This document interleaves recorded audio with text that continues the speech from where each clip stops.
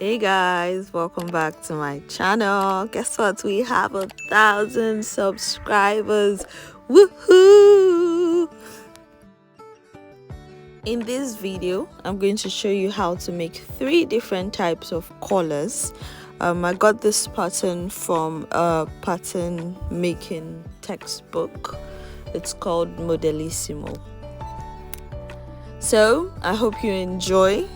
Don't forget to subscribe, don't forget to share, don't forget to like, and don't forget to drop a comment down below. So let's go ahead.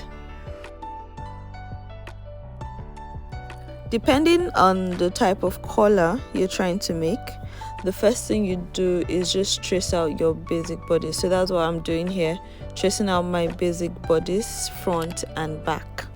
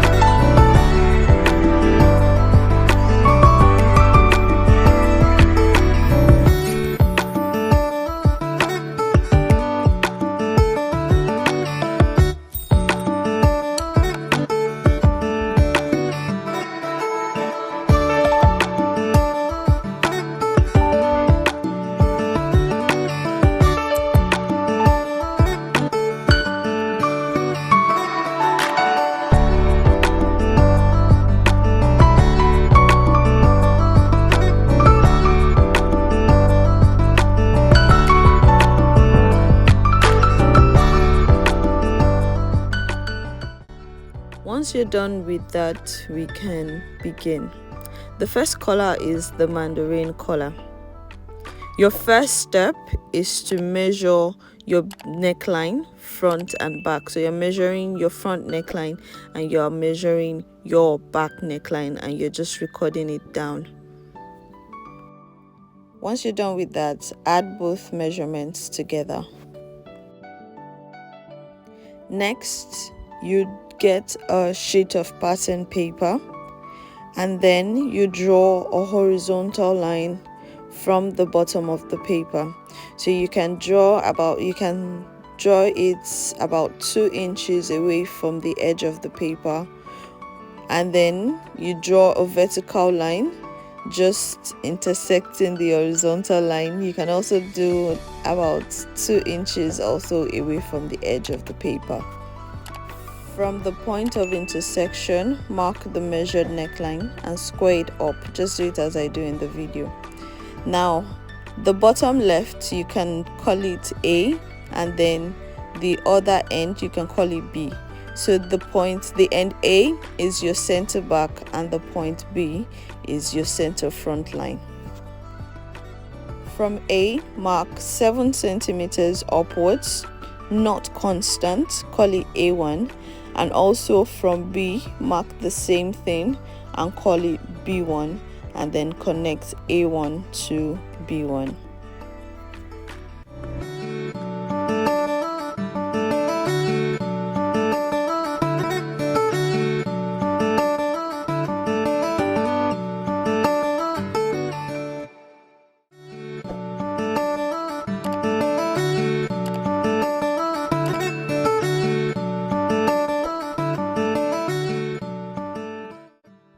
From A1, mark 3 centimeters down, call that A2. From B, mark 3 centimeters up and call that B2. And also mark the midpoint between A and B. In this case, the width of my collar is 4 centimeters. So the width of your collar can be smaller, it can be bigger, just depending on the style you have to make. Next, you draw a slant line from B2, take it up to meet line A1, B1. Then, from the midpoint between A and B, draw a curved line to meet B2. Then the next thing you do is just measure 4 centimeters from the bottom of your collar up all the way around the top of your collar. and then draw your line as in the video.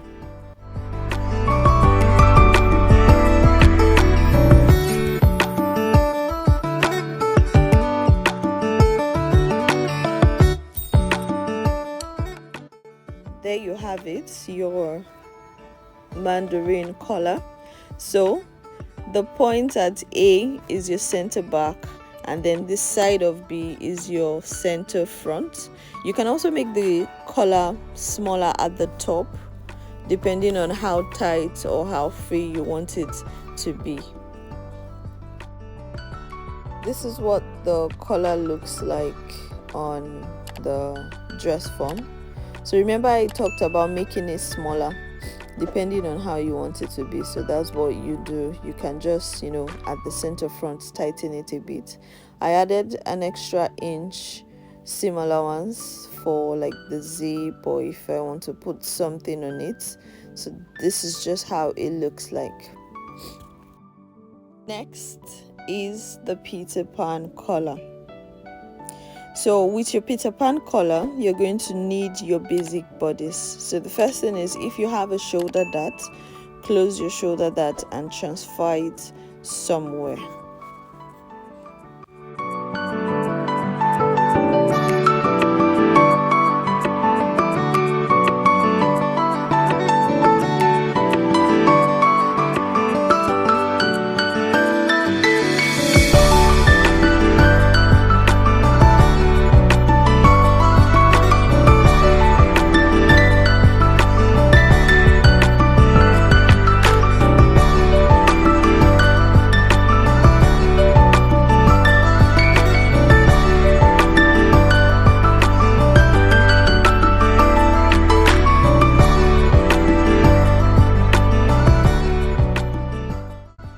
The next thing you do is you place your back pattern on your front pattern at the neck point, so neck point to neck point, and then allow it to overlap at the shoulder point about 3 to 4 centimeters. So just follow the video, place your back pattern on your front pattern, neck point to neck point, and then allow it to overlap about 3 centimeters at the shoulder point, and then you can pin them together or tape them together.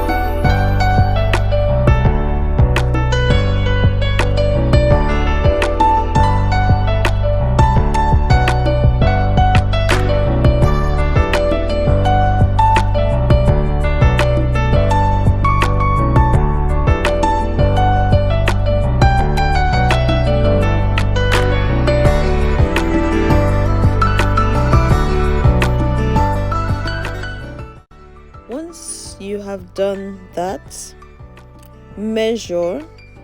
In this video I measured 10 centimeter, so you can measure the width of your shoulder along the neckline. So my 10 centimeter is about 4 inches.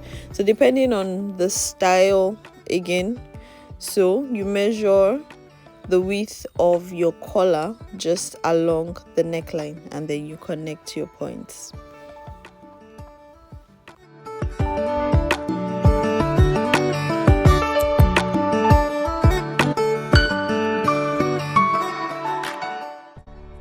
So because I'm going to use this basic bodice for other collars, that's why I didn't want to mark the collar on the basic bodice.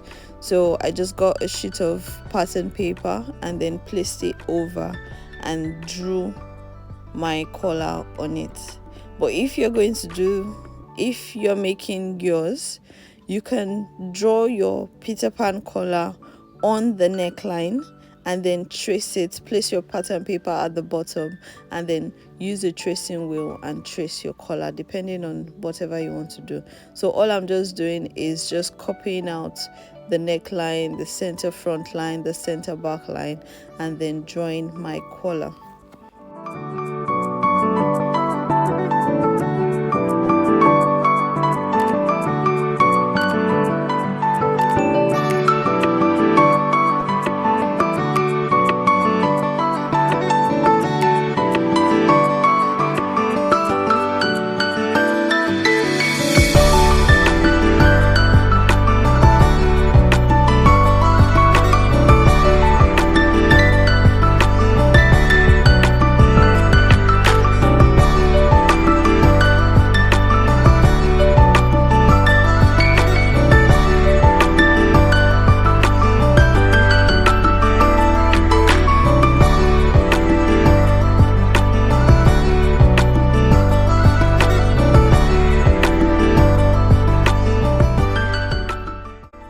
Also, depending on the style of your collar, at the hem of your collar at the center front, you mark 4 centimeters in, and then you connect it back to the base of your neckline.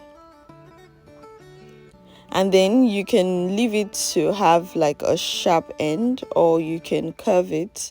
It just depends on your preference, depends on your style of choice.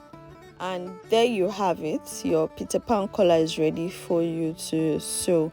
Don't forget your notches, don't forget your seam allowances, and there you have it.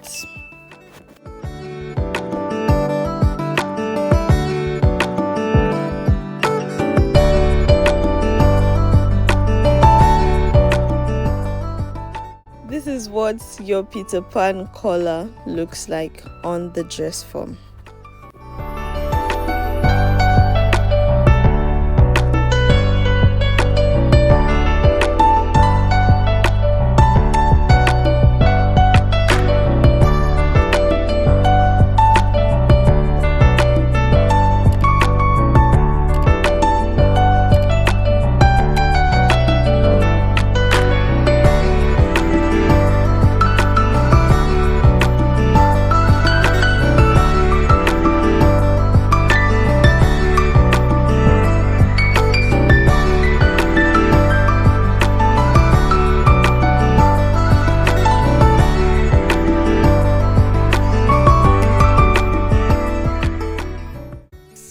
Is your sailor collar, and this is also pretty straightforward. So like your Peter Pan collar, you also need your basic bodice taped together, neck point to neck point, overlapping 3 centimeters at the shoulder point. So as usual, because I'm still going to use this basic bodice again, I decided to place my pattern paper over the basic bodice and then draw my collar on the pattern paper.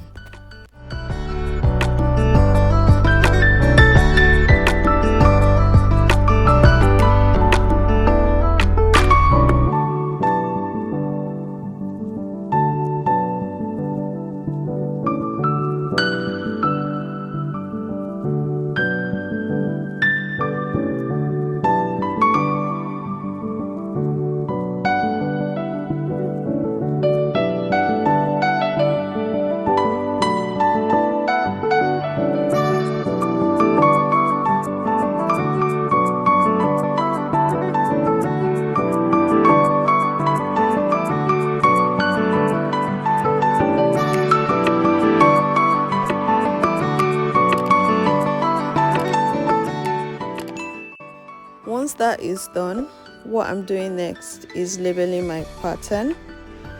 At the shoulder point, I'm calling that point G. At the base of my neckline at the center back, I'm calling that B. And then the base of my neckline for the center front, I'm calling that B1. From B1, measure and mark 8 centimeters down. And from that point, draw a 4 centimeter line to the left and call that point K.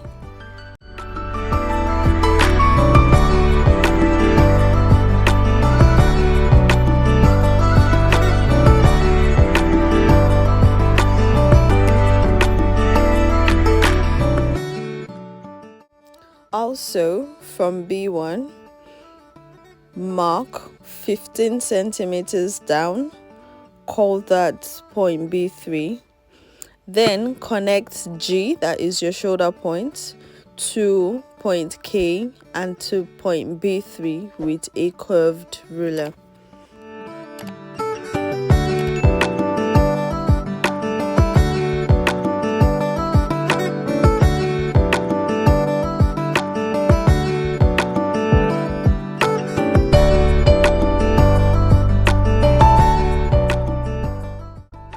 Next, at the center back from point B, mark 20 centimeters down. This is not a constant. You can make it longer, you can make it shorter, depending on the style of the collar, and then square across. Also, at the center back, you can mark whatever width you want for the back on the line for the collar. Call that R1, so R to R1 depending. In this video I used about 15 centimeters thereabouts. Then the next thing you want to do is connect R1 to B3. So on the shoulder line from point G, mark 10 centimeters and then connect R1 to G3 with a straight ruler.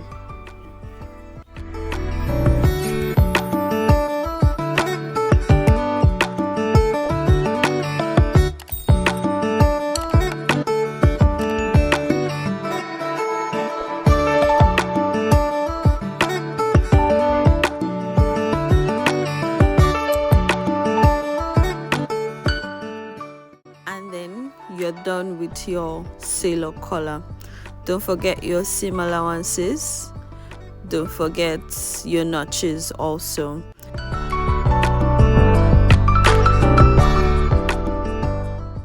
At the collar at the center front, you can also extend it.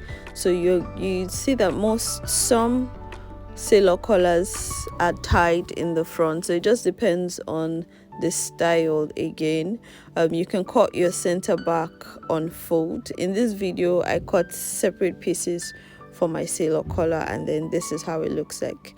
So you can also cut your center back on fold, so your sailor collar can just be one piece. So it just depends on what you want to do.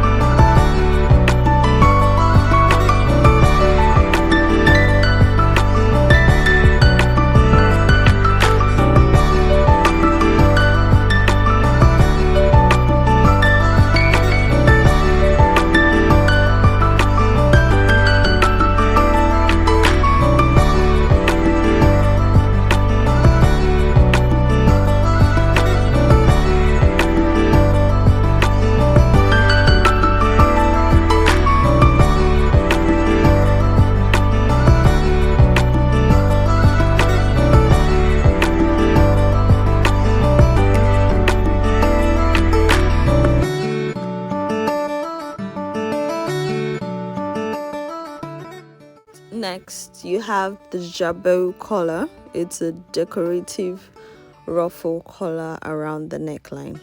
So for this collar, unlike the sailor collar and the Peter Pan collar, you don't need an overlap at the shoulder point. So you're placing your back pattern at the neck point to neck point, shoulder point to shoulder point. Like with the other patterns, I'm placing a plain piece of pattern paper over my pattern so I can draw the collar. So next, what you see me doing is drawing my center front line, my center back line, and the neckline.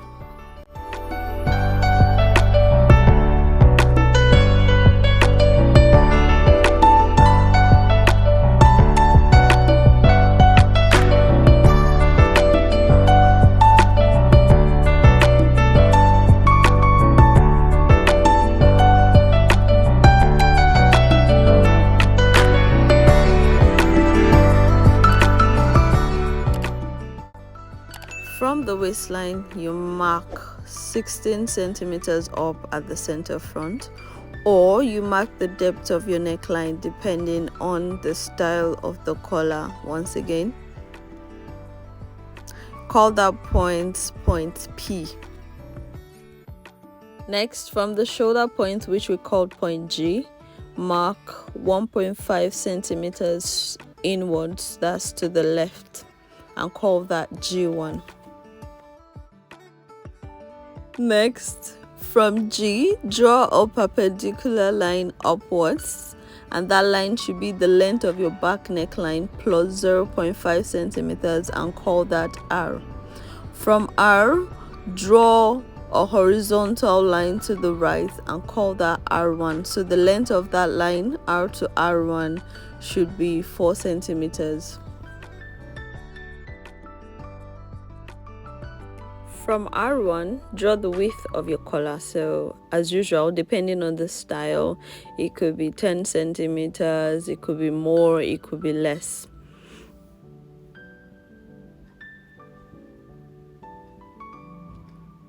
And then you mark the same thing, R to R1, on your shoulder line and call that G2, G3.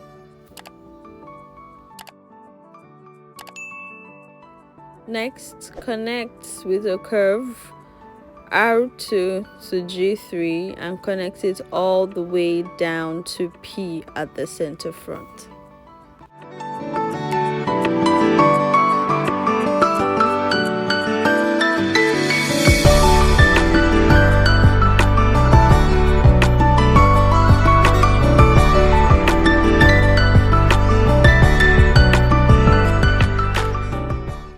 Next, you draw the neckline of your collar, so that's from R1 to G and then all the way down to P.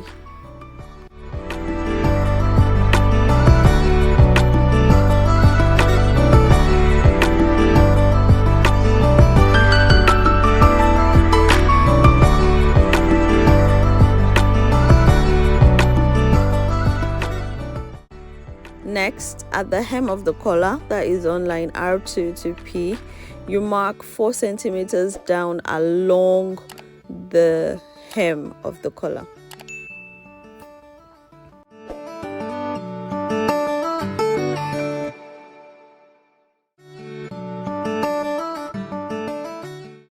And then along the neckline, that is from our line R1 to P, you mark 3 centimeters down all the way from R1 to P.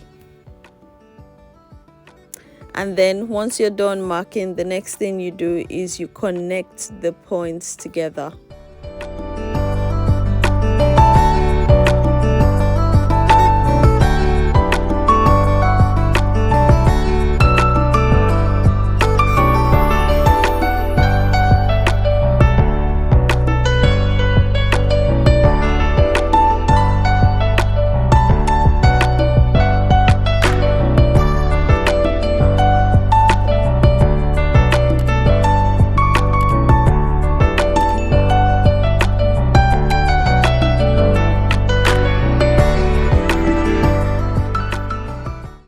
Once you're done connecting along these lines, we're going to slash them and spread them. So that's what we're going to do next.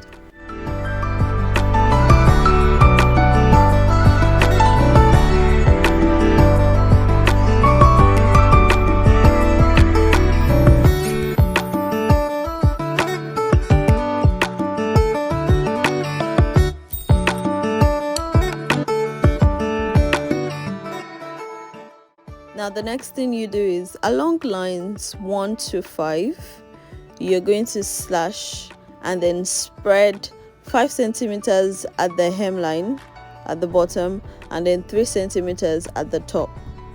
Then along lines 5 to 8, you spread 8 centimeters at the bottom and then 3 centimeters at the top. And then along lines 8 to 10, depending on how many lines you have, you spread 4 centimeters at the bottom and then 2 centimeters at the top. So that's what you're going to see me doing here in the video.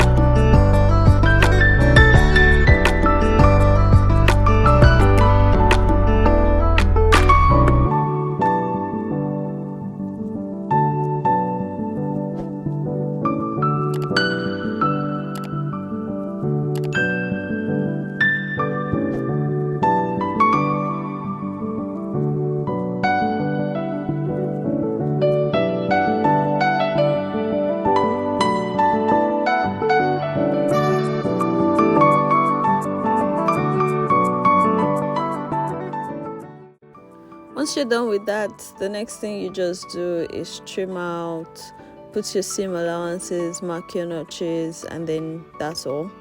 And for this type of collar, you can use light fabrics, you can use lace fabrics, depending on whatever you want to do.